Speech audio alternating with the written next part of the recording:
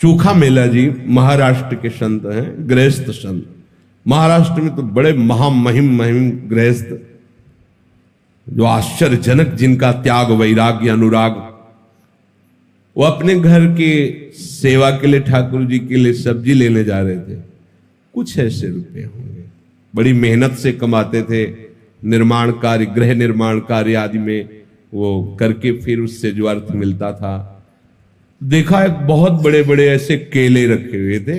देखते ही मन में आया कि ये केले विट्ठल भगवान को बहुत अच्छे लगेंगे। सब्जी नहीं ली, उसके केले ले ली। मंदिर में अंदर प्रवेश का तो अधिकार था नहीं। दरवाजे पर खड़े हुए आवाज लगाई कि ये केले का भोग लगा दीजिए विट्ठल भगवान को। भगवान की बड़ी विचित्र लीला होती है। कुछ पार्षदों ने, निजी सेवकों ने उनको धक्का मार करके बाहर किया। बोले तुम क्या समझते हो, 2-4 बार नाम ले लिया तो इतने बड़े भक्त हो जाओगे कि तुम्हारे हाथ का छुआ हुआ भगवान भोग पालेंगे।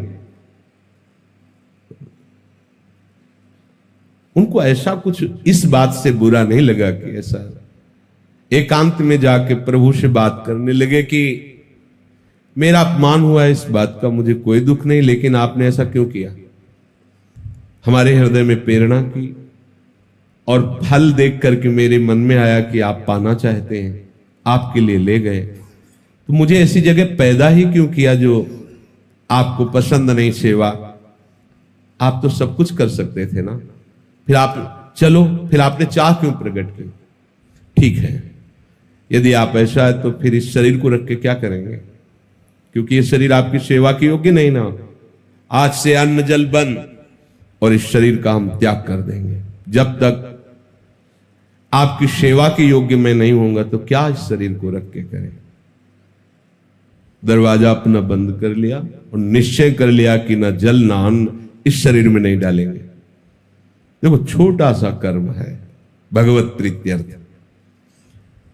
जे ही ठाकुर जी का शयन हुआ, निकले ठाकुर जी, गए, दरवाजा खटखटाया,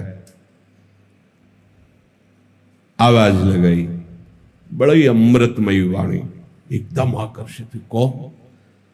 कहा चोखा मेला जी, बहुत भूख लगी है, खोलिए। जे ही, अब वो पूछ नहीं पाए आप कौन, जे ही दरवाजा खोला, अनंत लावण्य कांति रूप सौंदर्य बरस रहा है। नव किशोर अवस्था ठाकुर जी, एकदम आह भर के रो पड़े, आनंद समुद्र प्रभु सामने। प्रभु ने कहा इस समय रोने धोने के टाइम में मुझे बहुत भूख लगी है, आसन जो भी जैसा था बिछा विराज ना आसन तुम्हारी गोद में बैठे। प्रभु गोद, वो केला जो लाए थे ना, बोले हाँ प्रभु, तो अपमानित करके भगा दिए गए, तो ला के वैसे बोले लाओ लाओ ना, गोद में ऐसे केला पवा है, देख लो।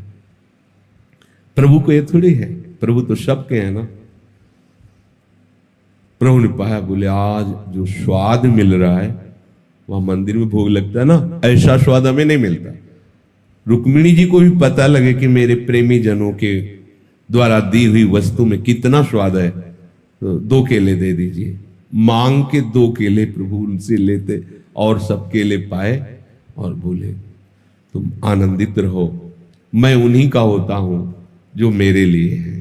मैं किसी जाति, कुल, साधना, अवस्था, तपस्या इसका नहीं होता हूं, इसका फल होता है, लेकिन जो केवल मेरे लिए है मैं उनका होता हूं।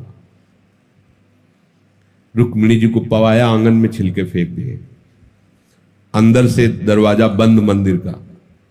अब जब सुबह दर्शनकालीन शास्त्रों भक्तों की भीड़ लगी, जय जयकार मच रहा है, सेवा करने वाले निजी पार्षद बाहर से ताला लगा के जाते थे, जब ताला खुला तो अंदर से खुला नहीं, बहुत परेशान। अब तो विनय प्रारंभ की, फिर रोने लगे सब, प्रभु क्या अपराध हो गया। बोले जब ये दरवाजा तभी खुलेगा जब चोखा मेला जी को आप लाओगे और वो कहेंगे दरवाजा खोलो तो हम खोलेंगे।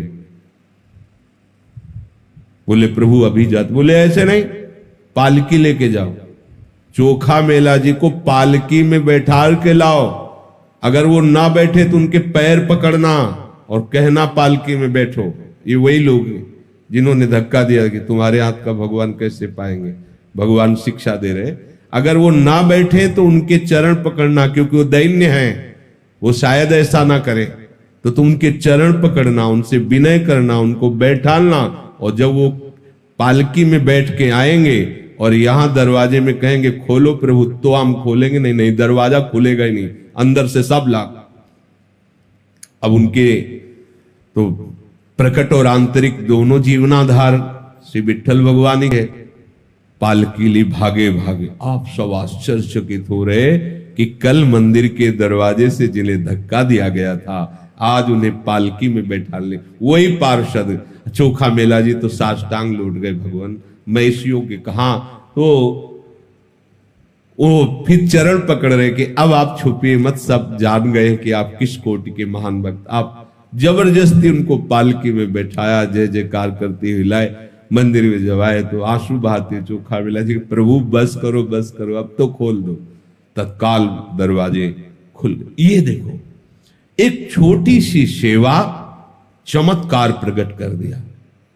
यदि हम आठों पहर प्रभु के लिए, तो कैसा जीवन होगा, विचार करके देखो आप।